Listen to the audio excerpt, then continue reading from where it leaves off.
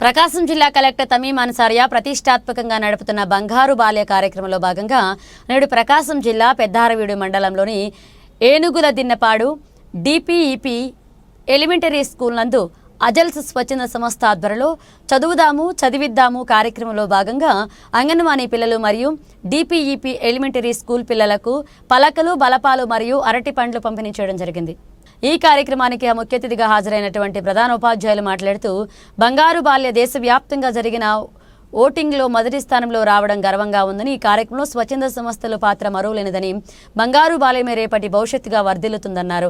ఈ కార్యక్రమానికి మరొక ముఖ్య అతిథి అయినటువంటి గ్రామ సర్పంచ్ లుదియా నాగరాజు మాట్లాడుతూ అజల్స్ స్వచ్ఛంద సంస్థ మా గ్రామంలో ప్రభుత్వం చేసే ప్రతి కార్యక్రమంలో పాల్గొంటుందని, ఇంకా మంచి కార్యక్రమాలు చేయాలని ఆమె తెలియజేశారు।